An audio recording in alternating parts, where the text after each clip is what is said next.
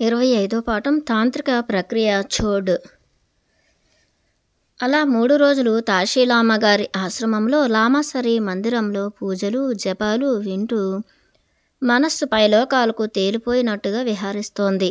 హాయిగా బ్రహ్మానందాన్ని అనుభవించాం సాహస బృందంలో అందరం. దానికి తోడుగా నా వారం 10 రోజులుగా మంచులో పడి హైరానాగా నడిచిన ఎముకలు నుజ్జు చేసే శ్రమ లేదు. చర్మాన్ని చీల్చివేసే చలిగాలులు లేవు. వాతావరణం కూడా లామాసరిలోని గురువుల మనస్సులాగా ప్రశాంతంగా. ఈ 4 రోజులు మేఘాలు లేవు, చలిగాలుల మాటే లేదు.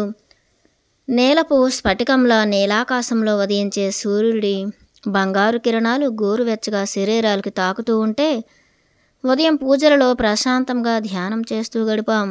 లామాసరి వంటశాల నుండి పొగలు కక్కుతూ ఆవిరులు వచ్చే చాంపా జావా వేడివేడి భోజనం కంటి నిండా నిద్ర అన్నీ కలిసి క్షణాల మీద మనస్సుకు శరీరానికి బలం పట్టింది. 3వ రోజు ఉదయమే లేచి బయలుదేరాము తాంత్రిక యోగి ఆశ్రమానికి లామా బ్రహ్మచారిని తోడు తీసుకొని. ఉదయమే నడక ప్రారంభించిన మా బృందం నిటారుగా కొండ మెరక ఎక్కుతూ ఊపిరి అందక 2-3 చోట్ల ఆగవలసి వచ్చింది. దానికి తోడు హిమాలయ పర్వతాలలో ఎండ మా వీపుల్ని మండించేస్తోంది. వేడివేడి పెనం మీద కాల్చిన దోశలాగా మెడ వీపు చెమటతో తడిసి ముద్దైపోయాయి. రెండవ వైపు నుంచి మంచు పర్వతాలపై నుంచి వీచే చలిగాలి అలా వీస్తూనే ఉంది. ఇలా చలి వేడి రెండు చర్మాన్ని చపాతీలు కాల్చినట్టు కాలుస్తూనే చలి వణికించేస్తుంటే మధ్యాహ్నం 2 గంటలకు అయ్యేసరికి ఎత్తైన కొండ శిఖరం చేరుకున్నాము. అక్కడికి కాంచనగంగా శిఖరం అట్టే దూరం లేదని చెప్పాడు మాతో సాయంగా వచ్చిన బ్రహ్మచారి లామా. అరగంట విశ్రాంతి తీసుకుని మాతో తెచ్చుకున్న రొట్టెలు చాంపా జావ భక్షించి అరగంట విశ్రమించి మళ్ళీ ప్రయాణం అందుకున్నాము. అకస్మాత్తుగా దారి రాళ్లతోనూ వస్తూ పోతూ లారీలు ట్రక్కులు గాలిలోకి చిమ్మే ధూళి దుమారంతోనూ వాతావరణమే పూర్తిగా మారిపోయింది. మధ్యాహ్నం 4 గంటలకు టీ కోసం కాసేపు ఒక షేర్పా టీ దుకాణం వద్ద ఆగి భారతదేశపు వేడివేడి టీ పొగలు కక్కుతూనే తాగేశాం. మళ్ళీ దారి వెంబడి 10 మైళ్ళ నడిచి కుడివైపుగా రోడ్డు దిగి మైదానం వంటి లోయలోకి నడక పుచ్చుకున్నాం. అదంతా దుమ్ముతోనూ గులక రాళ్లతోనూ నిండిన మైదానం లాంటి ఓ నిర్మానుష్యమైన విశాలమైన ప్రాంతము. దారికి ఎడమ ప్రక్కగా ఎండిపోయిన చెట్టు మోడులు కొమ్మలు కూడా వంకర తిరిగిపోయి వికృతంగా ఉన్నాయి. వాటి మీద కూర్చుని పెద్ద పెద్ద రాబందులు ఘోరంగా అరుస్తూ శవాల ఎముకలను ముక్కుతో పొడిచి భూమికలను అంటుకొని ఉన్న సగం కుళ్ళిన మాంసాన్ని రబ్బరులా పీకొని తింటున్నాయి. కొంచెం దూరం వెళ్ళగానే వెదురుగడ కర్ర దొంగలాంటి దళసరి ఎముకలు అస్థి పంజరాలు చిందరవందరగా అంతటా పడి ఉన్నాయి. అవి చూడగానే మా మనస్సు ఒక రకంగా వికారమైపోయింది. ఎక్కడేదో శవాలను పీక్కొని తింటున్నాయి ఈ రాబందులు, ఇదేమైనా శ్మశానమా అన్నాడు పటియాలా యువరాజు చేదరించుకున్నట్లుగా ముఖం చిట్లేస్తూ. కూడా వస్తున్న లామాసరి బ్రహ్మచారి ఏదో రహస్యం చెబుతున్నట్లు నెమ్మదిగా, ఇది మరణించిన టిబెటన్ల శవాలను పడవేసే శ్మశాన భూమి. అయినా మీకు తెలుసనుకుంటాను, ఇక్కడ మా టిబెటన్ల ఆచారం ప్రకారం చనిపోయిన మనుషుల శవాలను అగ్నిలో కాల్చరు, భూమిలో పాతిపెట్టడం కూడా జరగదు. అలా చేస్తే మనిషి శరీరంలోని మాంసము రక్తము విలువైన ధాతువులతో నిండి ఉన్నదంతా వృధా చేయడమవుతుంది అని జీవకారుణ్యం భూతదయ ప్రధానాంగాల గల బాధ్యతాయుత దృక్పథంతో ఆలోచిస్తారు.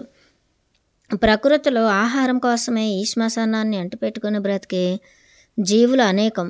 మానవ శరీరాన్ని వాటికి ఆహారంగా వేస్తే కొన్ని జీవులకైనా ఆకలి తీర్చిన వారమవుతాము. అడవి నక్కలకు తోడేలకు గుడ్లగోబలకు ఆహారంగా విసిరేస్తాం.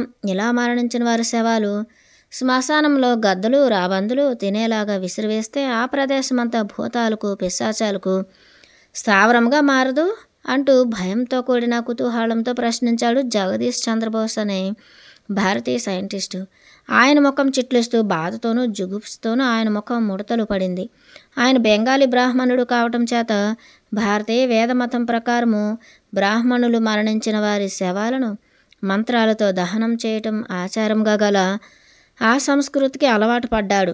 అలాంటి వాడికి సహజంగానే చనిపోయిన మనుషుల శరీరాన్ని కాకులకు, గ్రద్దలకు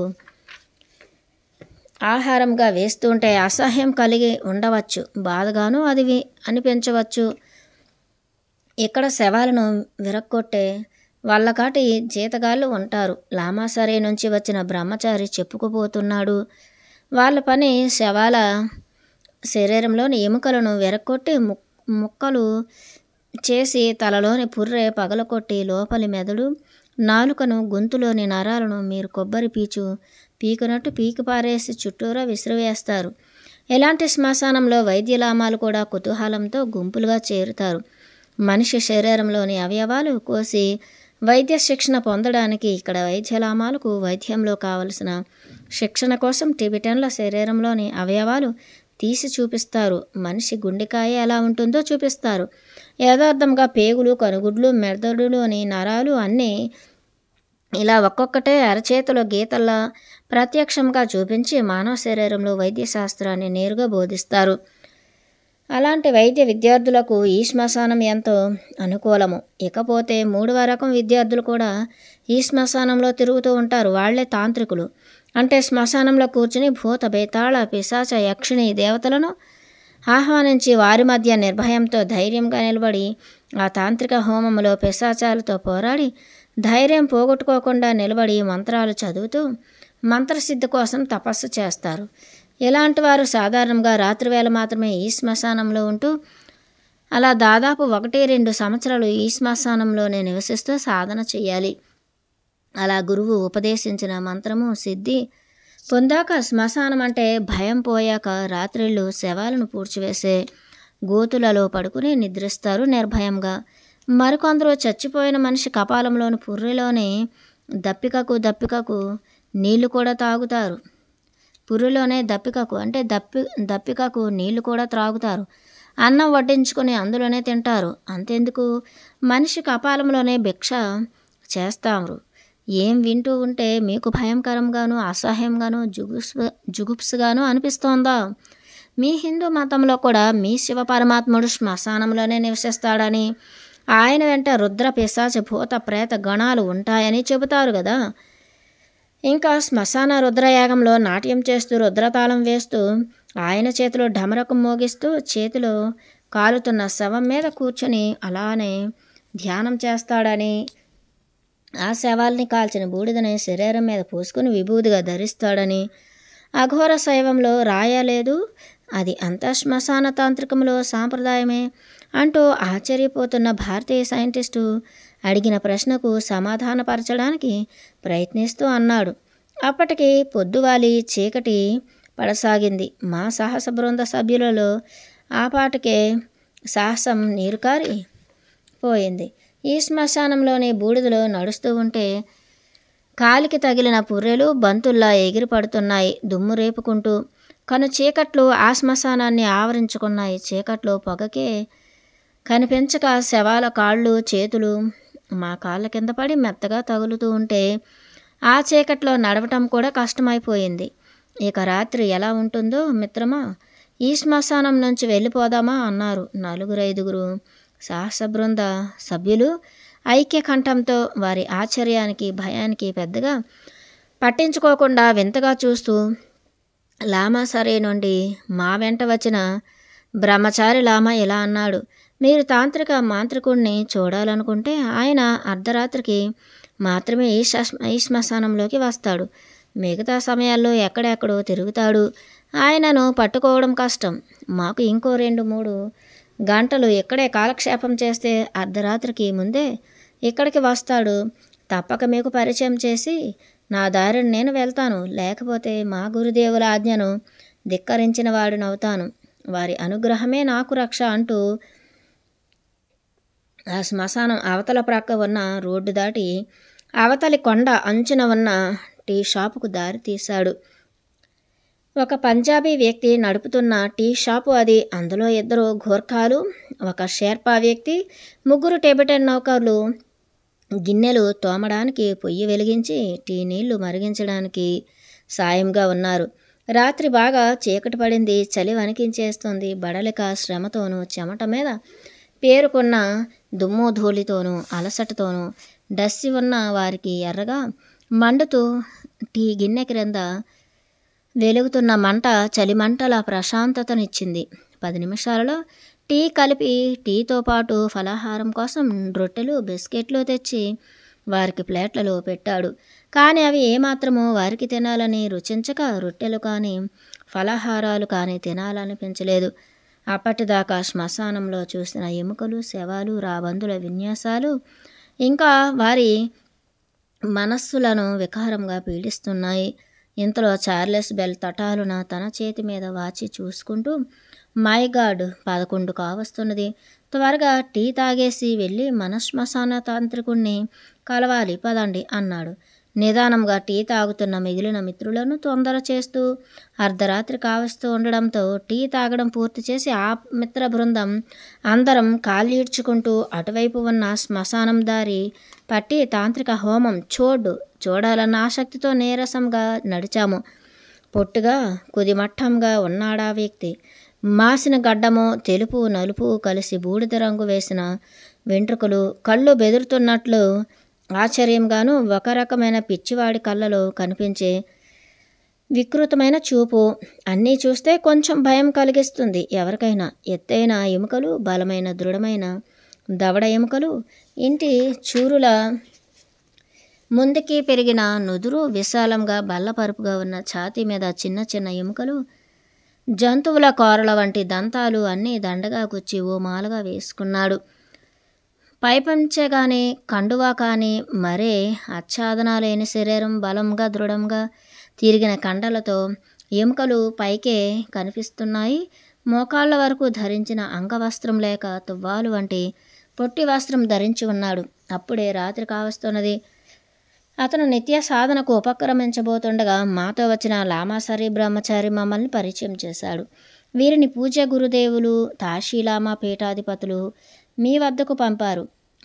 వీరు ప్రపంచంలో ఎక్కడెక్కడో మారుమూల దేశాల నుంచి ఎన్నో దేశాల వాళ్ళు కలిసి ఎన్నో కష్టాలకు ఓర్చి శ్రమపడి ఓ యాత్రగా వచ్చారు తాంత్రిక విద్యలు తెలుసుకోవాలని.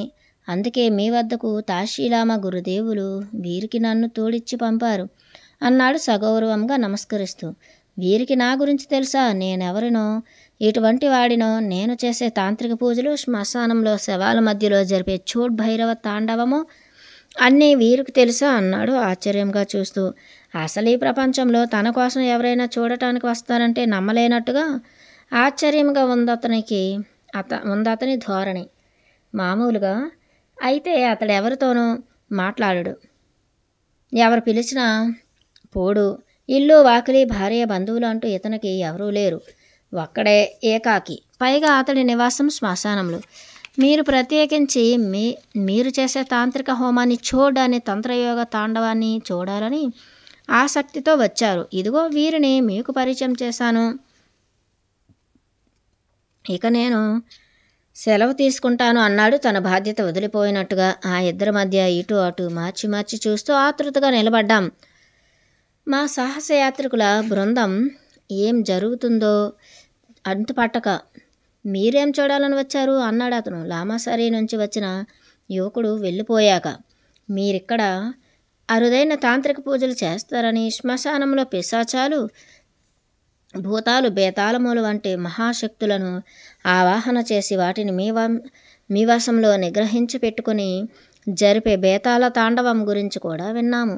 కానీ కళ్ళారా నిజంగా చూడాలని వచ్చాము అన్నారు ఓస్పెన్స్కీ.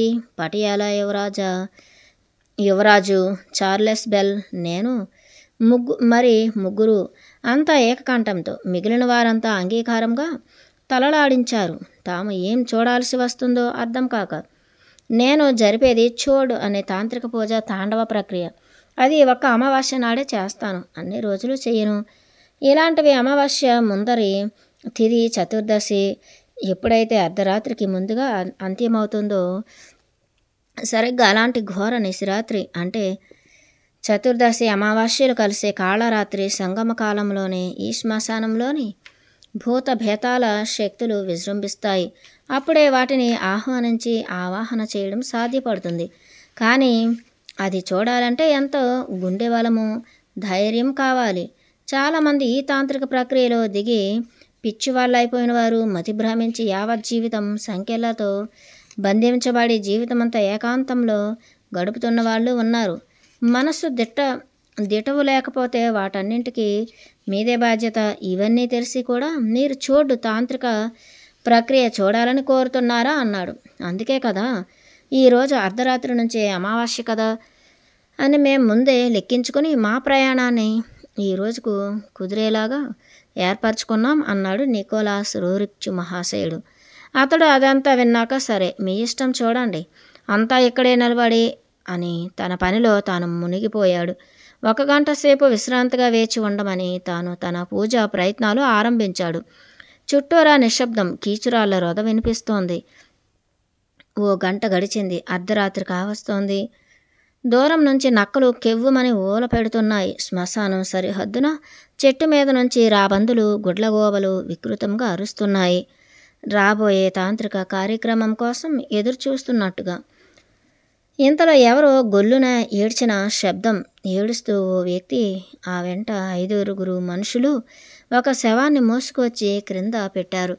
చాలాసేపు అలా గుండె పగిలేలా బంధువులు విలపించాక ఆ శవానికి చేయాల్సిన కర్మకాండ జరిపించి మంత్రాలు పూజలు పూర్తి చేసి ఆ శవానికి భారతీయ సాంప్రదాయం ప్రకారం ఎత్తుగా కట్టెలు పేర్చి ఓ చితిని అమర్చారు. శవంపై కట్టె పుల్లలు గుట్టగా పోగుపెట్టి అందులో ఒకరు శాస్త్రోక్త విధిలో మండుతున్న కొరకంచుతో ఆ శవానికి తలకు నిప్పంటించారు. నిమిషాల మీద మంటలు జ్వాలలుగా రెచ్చిపోయి చితి అంత చండ్ర నిప్పులతో సెగలు కక్కుతూ మండిపోసాగింది. అలా 1 గంట సేపు వేచి ఉండి విచారంతోనే వెనక్కి తిరగకుండా మిగిలిన బంధువులు ఇంటి దారి పట్టారు. మరో 1 గంట దాటింది. చితిలోని మంటలు నిప్పు కణికలుగా మారి శవం కపాలం పేలిన టఫ్ మన శబ్దంతో నిప్పులు పైకెగిరి పడ్డాయి. అప్పుడు లేచాడు తాంత్రిక పూజలు చేసే ఆ సాధువు. ఆ శవాన్ని కాలబెట్టే చితిలోంచి మండుతున్న ఆ కాలి తొడని తీశాడు. దానిని భుజం మీద గదలా పట్టుకుని మైదానం మధ్యకు తీసుకుని వెళ్ళి ఓ వేదిక మీద పెట్టి అగ్నిస్థాపన మంత్రాలు గట్టిగా చదవనారంభించాడు. చితుకులు కుప్పగా పోసి ఆ మంట ఆరిపోకుండా చూస్తూ రాజుకునేలా చేస్తే నిమిషాల మీద పెద్ద మంట రాజుకుంది. అప్పుడు ఆ సాధువు లేచి ఓ చిన్న రేకు డబ్బాలోంచి నల్లటి బొగ్గు పొడి, తెల్లటి ముగ్గు, ఎర్రటి కుంకుమ, పసుపు పొడి తీసుకుని ముందుగా బొగ్గుతో ఒక అష్టదళ పద్మం వేశాడు. 8 దిక్కులకు 8 కోణాలు ఏర్పాటుగా ఉండేలా దానిపైన ఐమూలగా పసుపుతోనూ, దానికి ఐమూలగా ఈశాన్య నైరుతి కోణాలకు వంగి ఉండేలాగా కుంకుమతోనూ ముగ్గులు వేశాడు. దానికి 2 పక్కల తెల్లని ముగ్గుతోనూ నల్లని బొగ్గు పొడితో 2 పాములను చిత్రించాడు. దాని చుట్టూ మండలాకారంగా అన్ని రంగులతోనూ ముగ్గులా వేస్తూ ఆ ముగ్గులతో ఓ యంత్రం లాంటిది వేశాడు. దాని మీద టిబెటన్ భాషలో ఏవో బీజాక్షరాలు వ్రాసి ఆ 2 పాముల తలపైన 2 దీపారాధనలు పెట్టి వెలిగించాడు. ఆ దీపారాధన ఒక మనిషి కపాలంలోని ఒక ఎముకను ప్రమిదలా చేసి మనిషి కొవ్వుతో దాన్ని వెలిగించాడు.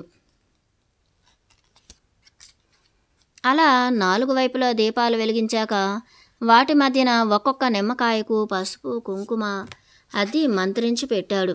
ఆ పైన దూరంగా ఉన్న తన గుడిసె వంటి కుటీరానికి వెళ్ళి ఒక పెద్ద తాటిమట్ట వంటి మనిషి తొడ ఎముకను తెచ్చాడు. దానితో గుండ్రంగా ప్రదక్షిణగా తిప్పుతూ మంత్రాలు చదవసాగాడు. ఓం రక్త చాముండాయై నమః, హ్రీం శ్మశాన భద్రకాళ్యై నమః, ఓం ఠం ప్రత్యంగీరా భూతధాత్యై నమః, ఓం హ్రీం కపాల మాలికై నమః, ఓం ఠం వనదుర్గాయై నమః, ఓం హ్రీం శ్మశాన మాతంగ్యై నమః అంటూ ఉగ్రమైన బీజాక్షర సంపుటితో భయంకరమైన క్రోధ దేవతలను ఆవాహన చేస్తూ పూజకు ఉపక్రమించాడు. ముందుగా చర్మాసనం తీసి దక్షిణ దిక్కుగా పరిచి పద్మాసనంలో కూర్చున్నాడు. సాహసయాత్రికులం పరిశీలనగా చూసి అది మనిషి శవం నుంచి ఒలిచి తీసిన చర్మమని తెలిసి జడుసుకున్నాం. ఆ శవానికి తీసిన చర్మానికి ఇంకా ఒక పక్క జుట్టు, నాలుగు పక్కల కాళ్ళు, చేతులు పులి చర్మానికి లాగే కనిపిస్తున్నాయి. ఆ చర్మాసనం మీద కూర్చుని కొబ్బరి చిప్పలాంటి మనిషి పుర్రెలో పట్టిన రక్తాన్ని తన ముందు ఉంచుకొని జపమాల తీసి మెడలో వేసుకున్నాడు. అది మామూలు జపమాలలాగా లేదే అంటూ మేఘనాథ్ సాహో, శ్రీనివాస్ చక్రవర్తి పరిశీలించి తమ సందేహాల్ని వెలిబుచ్చారు. చార్లెస్ బెల్ జేబులోంచి తన బైనాక్యులర్స్ తీసి పరిశీలనగా చూస్తూ, మై గాడ్, అది మరణించిన మనుషుల దంతాలన్నీ పూసలుగా గుచ్చి తయారు చేసిన జపమాల అన్నాడు ఆదుర్దాగా పైపును వెలిగిస్తూ. ఇంతలో ఆ మాంత్రికుడు తటాలున లేచి కాలుతున్న చితిలో చెయ్యి పెట్టి గుప్పిడి బూడిద తీసి నుదుట అడ్డంగా 4 రేఖలు దిద్దుకుని అదే బూడిదలో ఛాతీ మీద, చేతుల మీద అడ్డబొట్టులాగా పెట్టుకున్నాడు. ఆ తర్వాత లేచి నిలబడి తాను కట్టుకున్న అంగవస్త్రం చింపి పారేశాడు. లోపల ఎర్రటి లంగోటి మాత్రం కనిపిస్తోంది. భుజంపై నుంచి జందెంలాగా వేలాడుతున్న తాడుకు కట్టిన కుమ్ము బూర తీసి ఓ పెద్ద గర్జనలాగా 4 దిక్కులకు పూరించాడు. ఆ శబ్దానికి ఒక్క క్షణంలో శ్మశానం 4 వైపులా ఉన్న చెట్ల మీద నుంచి రాబందులు, గుడ్లగోవులు, పక్షులు సందడిగా ఎగిరి అతడి ముందున్న శవం చుట్టూ వాలాయి. అతడు పెద్ద కంఠస్వరం తరుస్తున్నట్టుగా మంత్రాలు చదువుతూ మరణించిన వారి ప్రేతాత్మలను పిలుస్తూ ఆహ్వానించసాగాడు. క్రమంగా లేచి నిలబడి ఆవేశంతో ఊగిపోతూ తాండవ నృత్యం చేస్తున్నాడు. అర్ధరాత్రి అయ్యింది. నక్కలు పెద్దగా కూస్తూ శవం కోసం చుట్టూ చేరాయి. అతడి తాండవ నృత్యం మరింత వేగం పుంజుకోసాగింది. కళ్ళు ఎర్రగా చింతనిప్పుళ్ల భయంకరమైన క్రోధంతో ఒక పిచ్చి కాళ్ళతో వికృతంగా ప్రకాశించాయి. ఇంతలో ఆ తాంత్రికుని చుట్టూ అన్ని వైపుల నుంచి వికృతమైన అరుపులు, పిశాచాలు, కేకలు, ఏడుపులు వంటి వికృతమైన కీచుమన్న అరుపులు వినిపించాయి. అతడు మాత్రం వాటిని చూడనట్టే అన్ని వైపులా ఎగురుతూ అల్లిబిల్లిగా గుండ్రంగా తిరుగుతూ తాండవ నృత్యం చేస్తున్నాడు. మధ్యలో కపాలంలోని రక్తం తీసి తాగాడు. కొంత తన ఒంటికి పూసుకున్నాడు. అలా తాండవ నృత్యం చేస్తూనే మరికొంత సేపటికి ఓ తాటికాయలోంచి కళ్ళు తీసి 5-6 గుక్కలు తాగాడు. ఎడమ చేతిలో మనిషి తొడ ఎముకను అపసవ్యంగా తిప్పుతూ భరతనాట్యం చేసేవారి కంటే వేగంగా అడుగులు వేస్తూ లయబద్ధంగా మంత్రాలు చదువుతూ తన శరీరం మీద తానే కట్టుకున్న రక్తం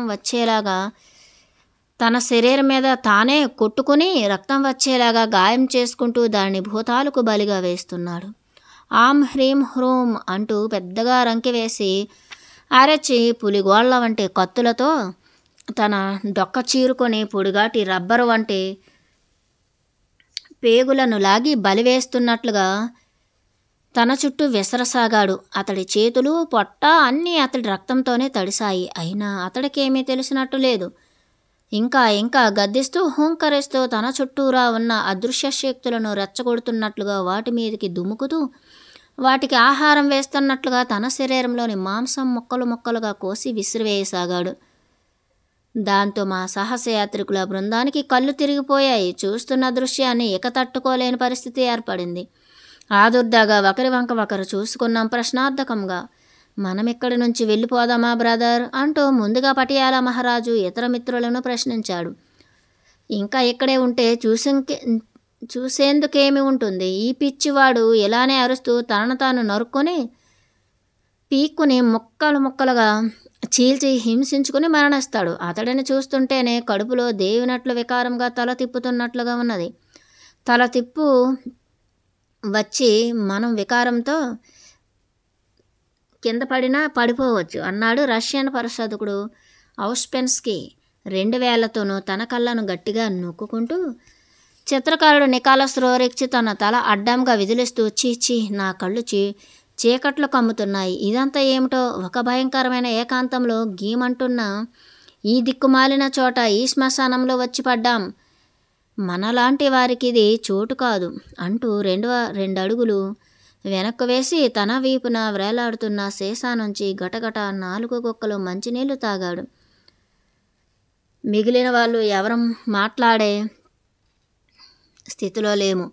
ఎవరి సామాను బ్యాగుల మీద వాళ్ళు కూర్చుండి టోపీలు ముఖం మీదకు దించుకొని తమ మట్టుకు తాము భయంతో విచారంతోనూ తల పట్టుకు కూర్చున్నారు. ఎప్పుడు అయిపోతుందా ఈ భయంకర మారణ హోమం అనుకుంటూ. చివరికి ఇతడు అలాగే చేస్తాడా ఏమిటి? దేవా, మన మీదకి ఇతని హత్యా నేరం రాదు కదా అన్నాడు తన పైపుని వెలిగిస్తూ అపరాధ పరిశోధకుడు చార్లెస్ బెల్. మీరెంతసేపు నేరాల గురించి, అపరాధాల గురించి ఆలోచిస్తారేం అన్నాడు జగదీష్ చంద్రబోస్ నవ్వుతూ. ఇదేదో తాంత్రికుల హోమంలా ఉన్నది. మా బెంగాల్లో అఘోరీలు అని కొందరు కలకత్తా కాళీఘాట్లో ఇలాంటి వికృతమైన తాంత్రిక తాండవాలేవో జరిపిస్తారని విన్నాను. తాంత్రిక కాండలేవో జరిపిస్తారని విన్నాను, కానీ ఇలా ఎన్నడూ చూడలేదు. తల తిరుగుతున్నది అంటూ వెనుక గోడ కానుకుని నిలబడ్డాడు. చూసాంగా, ముచ్చట తీరిందా? అందరికీ చెప్పవచ్చు మనం చూసిన ఈ వైభవాన్ని అంటూ మరో బెంగాలీ శాస్త్రవేత్త మేఘనాథ్ సాహో వెటకారంగా నవ్వాడు. కానీ ఎవ్వరూ ఆ జోకును ఆస్వాదించే స్థితిలో లేరు. ఇవేమీ పట్టించుకోకుండా ఆ తాంత్రిక సాధువు మైకం లాంటి తన్మయత్వంలో, భరతనాట్యం లాంటి తాండవ నృత్యంలో తన చుట్టూ తానే తిరుగుతూ శివతాండవంలా చేస్తున్నాడు మరింత వేగంతో. హూ హా అంటూ కరాటేవారు గర్జించినట్టుగా అరుస్తూ మధ్యలో చెంగున ఆకాశంలోకి ఎగిరి ఎవరో కనిపించని శత్రువు పైకి కత్తి విసిరినట్టు విన్యాసాలు చేస్తూ, ఎడమ చేతిలో ఎండిపోయిన మనిషి తోలు డాలు అడ్డం పెట్టుకుని చెంగున వెనక్కి దూకి శత్రువు దెబ్బ కాసుకున్నట్టు ఏవేవో చిత్ర విచిత్రమైన విన్యాసాలు చేస్తున్నాడు. ఇలా ఎంతసేపు జరిగిందో ఎవరికీ గుర్తులేదు. కానీ ఎంతో జరిగాక దూరాన ఆ శ్మశానంలోనే ఒక మూలన పడి ఉన్న తెల్లని మూసిన గుడ్డ వంటిది తాంత్రికుడి కంటబడింది. దానితో అతడు అటువైపు పరిగెత్తిపోయి ఎడమ చేత్తో ముసుగులా ఉన్న ఆ గుడ్డను లాగి విసిరి దూరంగా పారేశాడు. ఆశ్చర్యం, మా వారెవరు ఇంతవరకు గమనించలేదు. అక్కడ దూరంగా శ్మశానం అంచిన ఒక మధ్య వయస్కురాలైన స్త్రీ గొంతు కూర్చుని ఉంది.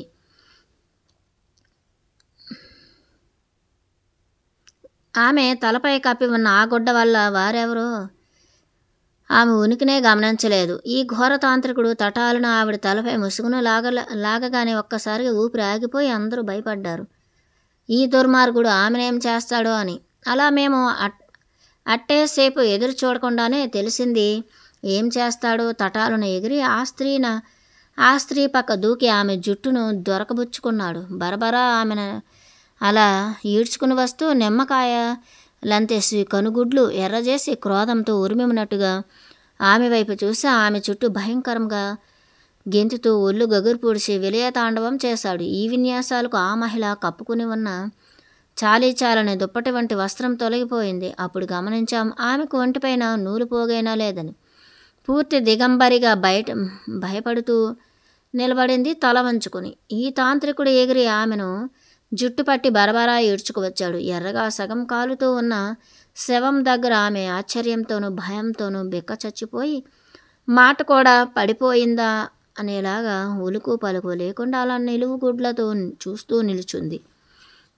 మరుక్షణమే తాంత్రికుడు శవం కాలుతున్న చితి పక్కనే ఉన్న మనిషి పుర్రెను తీసి అందులోంచి ఒక్క ఊపుతో ఆమె నోట్లోకి త్రోసి తాటి కళ్ళు తాగించాడు. ముందుగా ఆమె తుల్లిపడినట్లు ఉలిక్కిపడి 2 చేతులు పైకెత్తి వద్దంటున్నట్టుగా అడ్డం పెట్టింది. కానీ ఆమె ప్రయత్నం ఏమాత్రం ఫలించలేదు. ఆమెకు పొల మారేదాకా తాంత్రికుడు ఆమె గొంతులోకి సొరకాయ బుర్రను మళ్ళీ తోసి అలా 5-6 గుక్కలు మింగించాడు. దీనంగా మూలుగుతూ ఆమె కళ్ళు తేలేసినట్లు నీరసంగా సూలిపోసాగింది. ఏం చేస్తుంది పాపం. మా సాహసయాత్రికుల బృందం ఇక చూస్తూ ఊరికే ఉండి ఆమె పైన దుర్మార్గాన్ని భరించలేకపోయాం. బ్రదర్, ఈ చూసింది చాలు. ఈ దుర్మార్గుడిని ఇప్పుడే షూట్ చేద్దాం, తర్వాత ఏం జరిగితే అది జరుగుతుందంటూ పులివేటగాడు జిమ్ కార్బెట్ తన తుపాకీలాగి తాంత్రికుని వైపు గురిపెట్టి నిలబడ్డాడు. మరుక్షణమే పటియాల యువరాజు, రష్యన్ రాయబారి నోట్విచ్లు కూడా తమ తోటాలను దట్టించి సిద్ధంగా నిలబడ్డారు.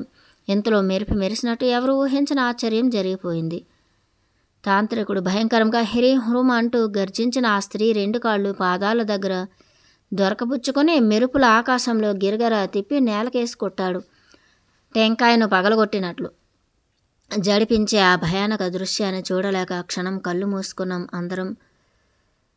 కొన్ని సెకండ్ల తర్వాత కళ్ళు తెరిచాక అతడు నేలకేసి కొట్టిన స్త్రీ కనిపించలేదు. ఆమె కాళ్ళు పట్టి తిప్పి నేలకేసి కొట్టిన చోట ఓ వెలుగు వెలిగి భగ్గున జ్వాల వంటిది మండింది. ఎర్రటి పొగ, గంధకం, గుగ్గిలం కలిసిన వాసనతో గుప్పమంది శ్మశానంలోని ఆకాశమంతా వ్యాపించి ఏం జరుగుతోందా అని ఆశ్చర్యంతో వారగా చూసిన మా బృందానికి ఇది ఊహించని ఆశ్చర్యం. ఆ స్త్రీ ఎక్కడా కనిపించలేదు, ఆమె శవమో కనిపించలేదు. ఆ పొగ మంటలు అన్నీ మాయమైపోయాయి. తాంత్రికుడు లేడు అక్కడ. మధ్యలో అతడు ముగ్గుతో వేసిన అష్టదళ పద్మం మధ్యన ఒక దివ్య పురుషుడు నిలబడి ఉన్నాడు. ఆయన మనిషిలాగా కనిపించలేదు. తలకు జుట్టుముడి రుద్రాక్షలు పూసల వలె తలకి కట్టి ఉన్నాయి. అరే ఆశ్చర్యం! ఆయనకు 4 వైపులా తలలు, చుట్టూరా అరటి గెలల వలె 8 బాహువులు. ఎక్కడో దూరాన్నించి శంఖధ్వని మరుక్షణమే గుప్పుమని దివ్య పరిమళాలు, సుగంధపు వాసనలు సర్వత్రా వ్యాపించాయి. ఆయన కుడివైపు ఉన్న 4 చేతులలో త్రిశూలం, ఢమరకం, శంఖం వంటి దివ్యాయుధాలున్నాయి. ఎడమ చేతిలో తాళపత్రాలు, స్ఫటిక జపమాల, జంట తామర పద్మాలు ఉన్నాయి. ఆయనకు 4 దిక్కులా వెనుకగా 4 తెల్లటి కుక్కలు నిలబడి ఉన్నాయి. My God! ఆశ్చర్యంతో పులికేక వంటిది పెట్టాడు అపరాధ పరిశోధకుడు చార్లెస్ వెల్. మోకాళ్ళపై కూర్చుంటూ ఇంగ్లీష్లో, ఇతడు తాంత్రికుడు కాడు, మనం అన్నట్లు అఘోరి కూడా కాడు, ఈయన దత్తాత్రేయ ప్రభువు అంటూ, he is lord Dattatreya, I know it from pictures of this God అంటూ ముందుకు పరిగెత్తబోయాడు. మిగతా మిత్రులందరం బలవంతాన అతడు కోటు కాలర్ పట్టుకుని ఆపాము. ఇంకా ఏం జరుగుతుందో అనుకుంటూ. మరుక్షణమే పెద్ద శంఖధ్వని దిక్కులు మారుమరోగేలా ప్రతిధ్వనించింది. వెనుక నుంచి ఏవో మంత్రాలు సస్వరంగా వేద మంత్రాలు చదువుతున్నట్టుగా శ్రావ్యంగా వినిపించసాగాయి. అదే క్షణంలో సర్వమో శూన్యం. అక్కడ చూస్తే మళ్ళీ ఎవరూ లేరు. ఖాళీ శ్మశానం మాత్రమే ఉంది. పక్కనే కాలుతున్న శవం అలాగే మండుతున్నది. అలా 10 నిమిషాలు నిలబడి అందరం నెమ్మదిగా తేరుకుని మా వీపులకి తగిలించుకున్న ఫ్లాస్కులు తీసి వేడివేడి కాఫీ తాగి నెమ్మదిగా వెనక్కు ప్రయాణం కట్టాము లామాసారి వైపు. ఈ వింతను, దాని రహస్యాన్ని ఎలాగైనా ఛేదించాలి, ఈ చిక్కుముడిని విప్పాలి అనుకుంటూ.